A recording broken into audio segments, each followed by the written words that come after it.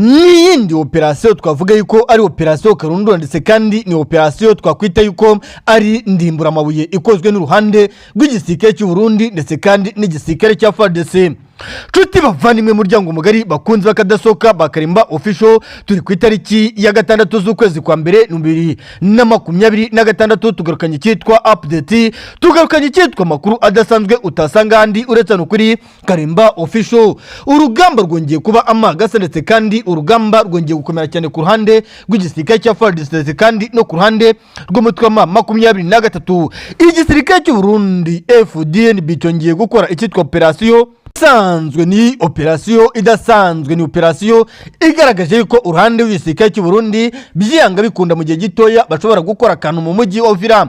Igisirikare cy'u Burundi FDNB ndetse kandi na FARDC, igisirikare cya Repubulika ya Demokarasi ya Kongo, bakomeje gukora operasiyo zidasanzwe ndetse kandi operasiyo navuga yuko ari operasiyo zikomeje gutera ubwoba buri muntu wese ukomeje kurebesha amaso. Operasiyo zikomeje kubera mu bice byinshi bitandukanye. Nshuti bavanywe muryango mugari bakunze akadasohoka, ibintu byongeye kuzamba ndetse kandi ibintu byongeye gunda isura uko urugamba rukomeje kugenda ndetse kandi uko urugamba rukomeje kugenda rugaragara ndetse kandi mu misozi myinshi itandukanye muri Sud Kivu, cyane cyane mu misozi yegereye Fizi, cyane cyane hafi y'ikiyaga cya Tanganyika. Uruhande rw'igisirikare cy'u Burundi FDNB ndetse kandi uruhande rw'igisirikare cya FARDC bakomeje gukora operasiyo zidasanzwe, ni operasiyo Karundura ndetse kandi ni operasiyo zikomeje kubabaza hafi cyane uruhande rw'umutwe wa 23. Maze iminsi mbabwira ibiri gukorwa n'uruhande rw'igisirikare cya FARDC, maze iminsi mbabwira ibiri gukorwa n'uruhande rw'igisirikare cya FDNB. Samakuru nabwiwe n'umuntu wese ndetse kandi samakuru ngewe nahawe n'umuntu, reka na makuru ngewe ubwanjye byinshi niboneye n'amaso yanjye. Uruhande rw'igisirikare cy'u Burundi FDNB ndetse kandi abacanco babiri uruhande rw'abasirikare ba Tanzania by'umwihariko bakomeje kugenda bongerwa mu bice byinshi bitandukanye, baje gufasha uruhande rw'igisirikare cya FARDC ndetse kandi na FDNB bakomeje kugenda bongerwa ku mirongo y'embere ku rugamba. Urugamba rusa naho rwongeye gundusha ndetse kandi urugamba rusa naho rwongeye gukomera cyane. Nshuti bavandimwe muryango mugari bakunze kadasohoka, ndabwiza ukuri ko ibintu byongeye gukomera cyane kandi ndanababwiza ukuri ko ibintu byongeye guhindura isura. Bakunze bakadasohoka, bakunze bakadasohoka, imirwano yaciye ibintu mu misozi myinshi itandukanye yo muri Walikale mu gihe kandi ahitwa Mayiwano, icyitwa urusaku rw'amasasu, imbunda ntoya nizo zumvikanye mu misozi myinshi itandukanye yariya muri Walikale nk'uko amakuru dukomeje kuyakesha benshi muherere muri biriya bice.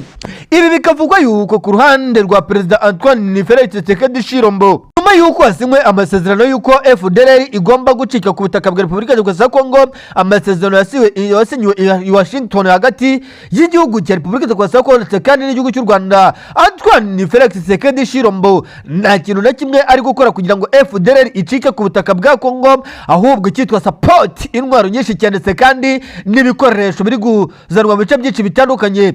Biravugwa ndetse kandi biremezwa yuko ahubwo ikibazo cy'ibibazo byagaragaraga cyane mu bice FDLR iherereyemo ku ruhande rw'igisirikare cya Repubulika ya Demokarasi ya Kongo ndetse kandi no ku ruhande rw'icyitwa Wazalendo, ahubwo Perezida Antoine Felix Tshisekedi Tshilombo amakuru mamo nzanye aka kanya nuko yagarukanye ahubwo support zidasanzwe cyane zikomeje kugenda zitangwa n'uruhande rw'igisirikare cya Kongo FARDC. Bikavuga yuko mu misozi itandukanye ya Kibuwa, Kalonge ndetse kandi Mpafi ndetse kandi n'ahitwa za Kisitaweza ndetse no mu misozi ya Kalonge ndetse no mu misozi yegereye Nyenzira hafi neza mu misozi y'Iwalikale, uruhande rw'igisirikare cya FARDC bakomeje kugenda bongera imisada itandukanye cyane ikomeje guharwa FDLR. Ibi bikavuga yuko ku ruhande rwa Repubulika ya Demokarasi ya Kongo amwe mu mahanga cyane yumva cyane ndetse kandi ashyigikiye yuko FDLR yacika ku butaka bwa Repubulika ya Demokarasi ya Kongo, ngakomeje kubabazwa bikomeye cyane na support za hafi zikomeje gutangwa na Repubulika ya Demokarasi ya Kongo mu gushyigikira ino FDLR. Nshuti bavandimwe bakunze akadasohoka, rero ibintu byongeye kuzamba ndetse kandi ibintu byongeye gundusura. Ibi turaza kubyinjamo ndetse kandi tugaruka no mu mujyi wa Goma tubabwira uko situation ihagaze. Hari agace kumvikanyemo urusaku rw'amasasu, agace kateye ubwoba bukomeye uruhande rw'abaturage batuye mu mujyi wa Goma. Turaza kwinjira muri ako gace tuze kumenya n'agasozi kitwa Rutoke kumvikanyemo iki turusaku rw'amasasu hagati y'igisirikare cya FARDC bivuga yuko icyitwa za Wazalendo zitigeze zishira muri bino bice, ariko amakuru mamo bikavuga yuko ku ruhande rw'icyitwa Wazalendo bo batinya kugaba ibitero cyangwa se kugaragaza yuko bakibarizwa muri uno mujyi wa Goma, nubwo amakuru arimo muri uno mujyi wa Goma bivuga yuko uruhande rw'umutwe wa 23 bakomeje kugenda bakura imikwabo idasanzwe yo gushakisha intwaro ziri muri uno mujyi wa Goma, cyane ku ruhande rw'Abawazalendo bihinduye abasivile nk'uko bimeze mu mujyi wa Vira, umujyi nawo uri mu kangaratete bivuga yuko bijyanga bikunda mu gihe gitoya hagomba kubaho ikintu cyitwa impinduka kandi zikomeze gukorwa n'uruhande rw'igisirikare cya FARDC ndetse kandi n'igisirikare cya FDNB n'abacacuro. Tuti bavandimwe rero bakunze akadasoka, ibintu bisa naho byongeye guhindura ndetse kandi ibintu bisa naho byongeye gukomera cyane. Bavandimwe ndetse kandi ndanababwiza ukuri ko ibi bikomeje kugenda bikomera cyane kandi binahinda isura. Ni mu gihe kandi Repubulika Demokarasi ya Kongo isabwa kwihutisha gusenya icyitwa FDLR. Ibi turabijyanisha n'ayandi makuru ari mu gihugu cy'u Burundi, amakuru avuga yuko Perezida Evariste Ndayishimiye yongeye gukebura bamwe mu banyepolitike ndetse kandi n'abasirikare b'igihugu cy'u Burundi bakomeje kugaragaza akarimi k'uburyarya, bakamwereka yuko bari kumwe umunsi umwe cyangwa se undi, ariko ngo bagaca ku ruhande bakavuga amakuru y'ubunyoma ndetse kandi n'amakuru agaragaza yuko badashyigikiye uwitwa Perezida Evariste Ndayishimiye. Ni Perezida Evariste Ndayishimiye aka kanya ugifite igitutu gikomeye cyane cyo gukura umutwe wa 23 muri Uvira, Bukavu, Goma n'ibindi bice bitandukanye bijyana ku butaka bwa Repubulika Demokarasi ya Kongo. Amakuru mamo ariko nanone Perezida Evariste Ndayishimiye by'umwihariko aho aka kanya binavuga yuko ashobora kuba ariwe na mujyanama mukuru wa Perezida Antoine Félix Tshisekedi Tshilombo. Biravugwa ndetse kandi biremezwa yuko uyu Perezida Evariste Ndayishimiye akomeje kwitabaza imisada y'uruhande rw'igihugu cya Repubulika Iharanira Demokarasi ya Kongo ndetse kandi abacacuro utibagiwe Tanzania, nayo bivuga yuko abasirikare barenga 6956 mu mibare ibarurwa bamaze gushyirwa ku butaka bwa Repubulika Demokarasi ya Kongo. Aba baza kwiyongera ku ruhande rw'abandi barenga 4000 bazamwe ku butaka bwa Repubulika Demokarasi ya Kongo, nk'uko amakuru mamo ari guturuka muri bice akomeje kugenda atugeraho. Tuti bavandimwe muryango mugari, ibintu byongeye kuzamuritse kandi ibintu byongeye guhinda isura. Amakuru atugeze aka kanya ndetse kandi amakuru yizewe, Repubulika Demokarasi ya Kongo yasabwe kwihutisha gusenya FDLR. Leta ya Repubulika Demokarasi ya Kongo yatunzwe agatoki ishinzwe kudindiza amasezerano ya Washington nyuma yo kunanirwa ngo gusenya umutwe wa FDLR.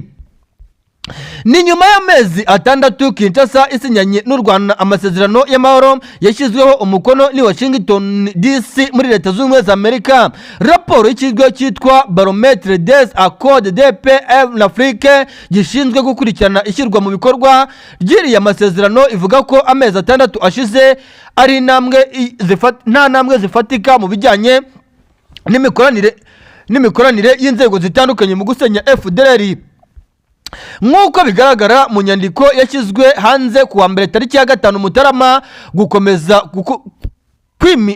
gukomeza kw'imirwano hagati y'ingabo za Leta ya Kinshasa ndetse kandi n'umutwe wa 23 kimwe n'ubukererwe mu gushyira mu bikorwa ingingo zijyanye no gusenya FDLR ndetse kandi no gukuraho ingamba z'ubwirinzi zafashwe n'uruhande rw'u Rwanda ngo zihungabanya icyizere ndetse kandi n'icyitwa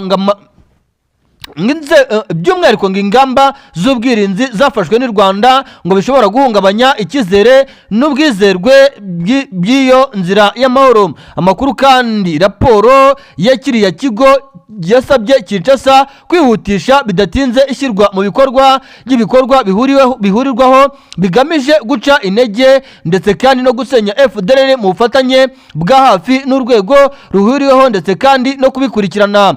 GSCSM ndetse kandi ivuga ko mu gusenya uriya mutwe hagomba gusigasirwa byimazeyo kandi nta kugenza gake umutekano w'abasivile mu turere twose bireba, gusuzuma mu rwego rw'iyo gahunda yo gusenya FDLR uruhare rwemewe rwa MONUSCO hibandwa cyane ku bice bibamo abasirikare ba FDLR ariko bikaba bigenzurwa na AFC 23 kubwa Barometre.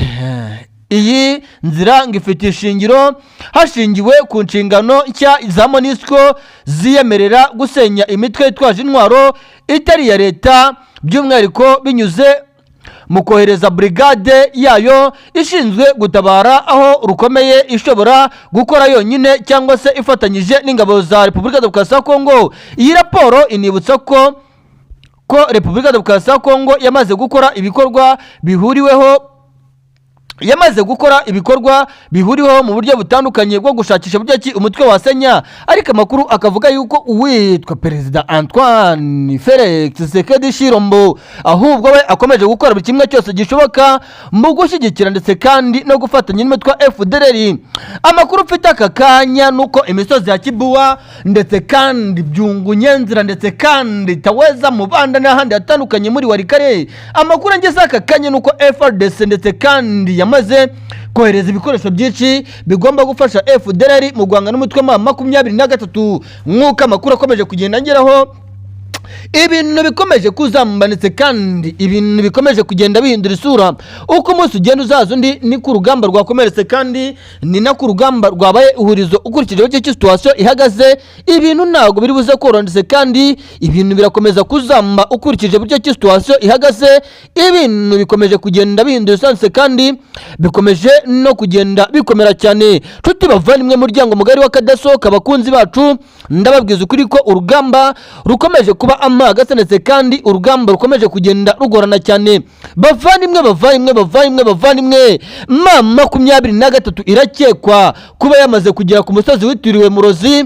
Ni umusozi witiriwe Murozi, umupfumu mukuru wari utuye mu misozi y'Iminembwe hafi y'imisozi yegereye ahitwa za Kamituga mu misozi y'Imwenga, nk'uko amakuru ari kutegeraho akomeje kugenda bivuga. Bikavuga yuko imirongo miremire y'abasirikare mutwe wa 23 yagaragaye irimo abasirikare barenga 300 iri ahitwa ku musozi witiriwe Murozi hariya muri Minembwe, ngo yerekeza mu misozi yegereye imihanda yerekeza Karemberembe, nk'uko amakuru ari gutuka yice akomeje kugenda avuga.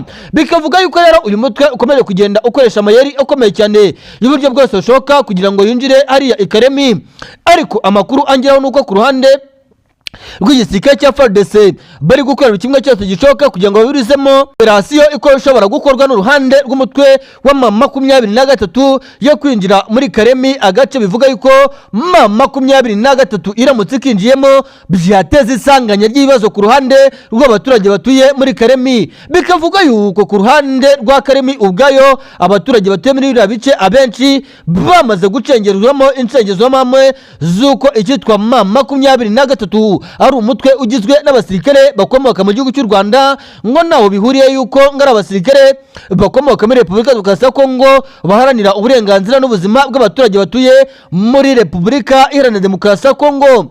Ni mu gihe kandi mu cyaga cya Tanganyika icyitwa Muvuma Militaire hafi y'imisozi yegereye ahitwa za Kaniyakere, Biera, Mirangi ndetse kandi na Murundu, aho hose igisirikare cy'u Burundi FDNB, FARDC kandi n'abacancuro b'Ababiligi utibagiwe abacancuro ba Blackwater bakomeje kohereza imisaada myinshi itandukanye. Bivuga yuko bagiye gucimaka ndetse kandi no kwisubiza umujyi wa Uvira mu gihe gitoya, nk'uko amakuru ari guturuka bina bice akomeje kugenda atugera ndetse kandi bikagaragara yuko ibintu bikomeje kuzamuritse kandi bikomeje kugenda bihindura isura uko umunsi ugenda uzaza undi. Urugamba rukomeje kuba ihurizo ndetse kandi urugamba rukomeje kugenda rukomera cyane.